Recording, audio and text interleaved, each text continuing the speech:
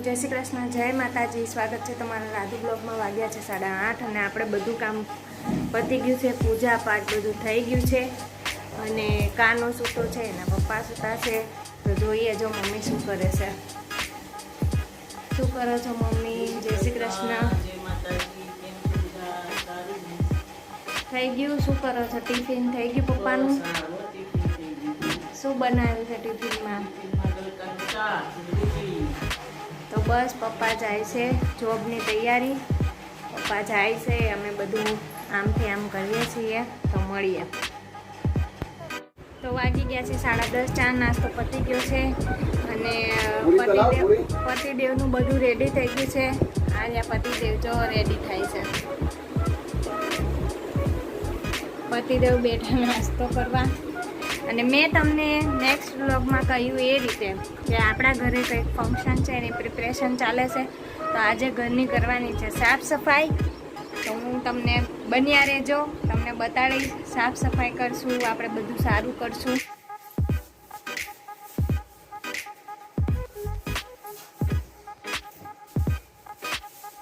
તો વાગી ગયા છે 12:30 અને હજી ઘરની પોઝિશન એવી ને એવી જ છે। બધું સારું કર્યું જોવો। અને મમ્મી કરે છે રસોઈ। મમ્મી ક્યાં છે? હું રસોઈ કરું, તમે બે જણા કરો બધા રૂમની સાફ સફાઈ। તો એ મારા દેરાણીના દેરના રૂમની થઈ ગઈ છે સાફ સફાઈ, મારા રૂમની પણ થઈ ગઈ છે।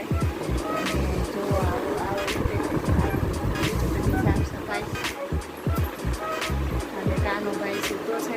અને હવે તો વાગી ગયા છે 12:30 અને હજી અમે સાફ સફાઈ જ કરીએ છીએ બધા ઘરની। આટલું મોટું ઘર હોય તો સાફ કરતા વાર તો લાગે જ।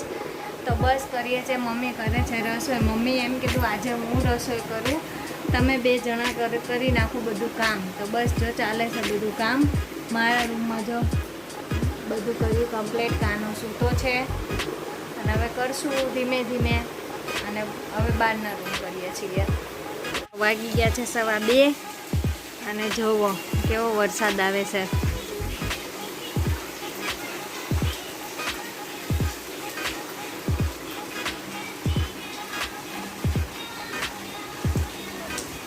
વાગી ગયા છે 5:30। ઉઠી ગયા છીએ, ચા પાણી પી લીધા છીએ અને બસ જો આ રહ્યા।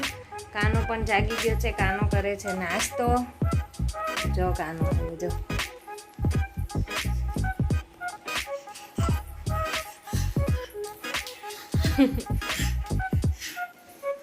તા હું તમને એક સ્પેશિયલ વસ્તુ બતાવું। મેં તમને કાલે જ કહ્યું હતું કે અમારા ઘરમાં છે ફંક્શન।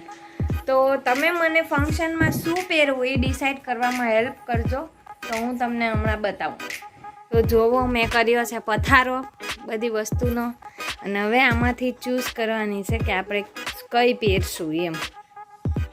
રેડ કલરની, રેડ ને ગ્રીન કલરની છે અને આવી રીતે અંદર યલો કલરનું પણ છે। જો આ કેવી લાગે છે? બીજી છે આ, જો આ કેવી લાગે છે?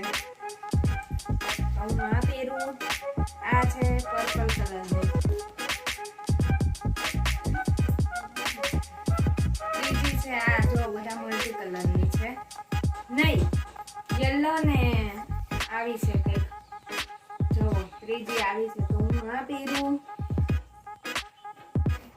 હું છું કન્ફ્યુઝ આ ત્રણમાંથી કઈ સાડી પહેરું। તો તમે મને ચૂઝ કરાવો, કોમેન્ટ કરીને જરૂર કહેજો કે હું કઈ સાડી પહેરું।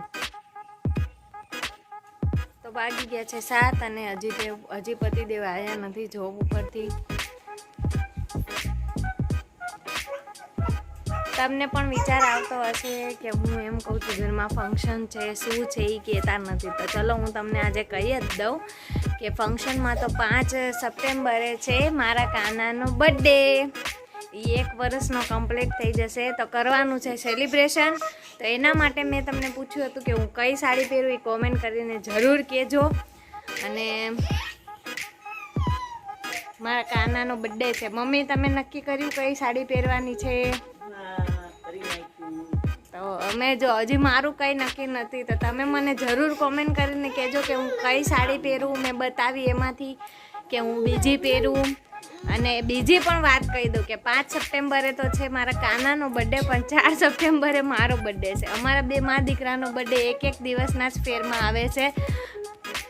તો બસ જો 5 સપ્ટેમ્બરે સેલિબ્રેશન કરવાનું છે, તો એના માટે હું કહેતી હતી કે ઘરમાં ચાલે છે પ્રિપરેશન, બધી તૈયારી ચાલે છે. અને જો કાનો જો મસ્તી કરે, એને જલ્દી એ મારી પાસે આવવું છે. તો બસ જો તમને વિડીયો ગમ્યો હોય મારો તો લાઈક કરજો, સબસ્ક્રાઈબ કરજો. આ સાથે જ આજનો વિડીયો અહીંયા પૂરો થાય છે. તો નેક્સ્ટ બ્લોગમાં જલ્દી મળીશું. ત્યાં સુધી બાય બાય, જય શ્રી કૃષ્ણ.